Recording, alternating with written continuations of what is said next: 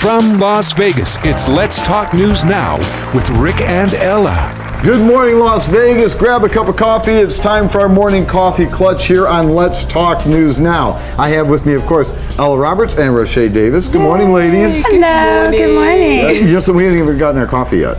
No. Okay, I don't know who's in charge of that, but we got to make a change. It's got to happen. We'll be here for the next segment. It's got to happen immediately, please. No, just kidding. I hope that you guys are starting off your day with nothing but a smile, and please join us as we're getting ready to talk to Roche. There was a book released this past week. Yes. By Michael Vick. That's right. And you were telling me about it. Actually, I got this rapid text message preceded by a extended email, preceded by a 20-minute phone call going, what is this guy? Okay, so you tell me, what is going on with Michael Vick?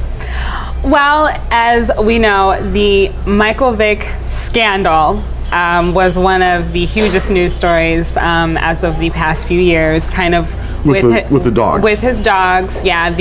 Basically, he was running a dog fighting business, an empire, had hundreds and hundreds and hundreds of dogs.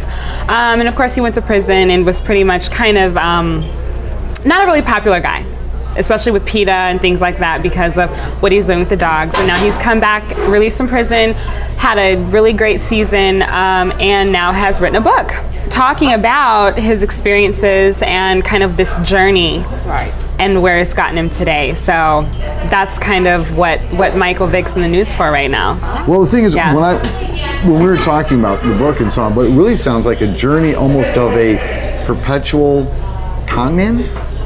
Or am I overstating it? Well, am I being unfair? Well, here's the thing. He admitted in his book, according to what he said, that he knew that when the heat came down upon him regarding this dog ring that he was running, his first immediate response was, I'm going to lie my whole way through this. I'm not going to tell the truth. I'm not going to accept responsibility. That was the first initial reaction. And he admitted that. Okay. Basically just saying he had no intentions of being honest and tried to keep that going. Of course, the evidence that was against him was just huge. It was insurmountable. So he had overwhelming, but at the same time, it seems like he was trying to pawn it off like on a brother or a cousin or somebody that was working for him, saying, I didn't know about it. The other guy that was working for me was running this ring, as I recall the original story broke. That was initially what he said. A way to lose loyalty. Yeah, throw somebody else under the bus real fast, right? Absolutely. So he, of course, went to prison, so he talks about that and just kind of says that he was forced to deal with the consequences of what he did because, he was in prison, he lost his career, millions of dollars, a multi times 10 $1 million football contract. He lost all of it. So yeah, but at the same time, there also then suddenly became a big push, despite everything else he had done, a big push to get him out of jail early, get him released early from prison, so he could then go ahead and pick up a contract again and start playing professional ball. Yes. And what I believe after kind of watching a lot of the footage and reading a lot about this book is that Michael Vick was seen as an opportunity for several organizations to benefit.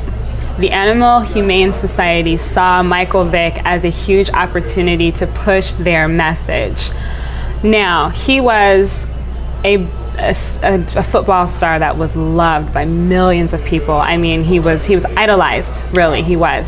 And for him to embrace this culture of fighting dogs and animal cruelty, now they kind of go to Michael Vick with this proposition. Hey, we would like for you to come out and publicly speak against what you were doing, and we want to use you as kind of a poster child of redemption to kind of push our message, which is what he has done and is still doing, is speaking against his own actions and pushing that message of treating animals with love and kindness and respect. Yeah, absolutely. So it's amazing to me when people have that much talent in one field and prospering so much as to how they can turn around and deviate into something they just know is completely inappropriate. But that's not the first time a celebrity has done this. And it's also not the first time that an audience or the public has been disenchanted and then found a sense of redemption. So we're going to take a short break, and when we come back, we're going to talk a little bit more about that, because it's not just Michael Vick doing it. Let's talk about that. It is other folks as well.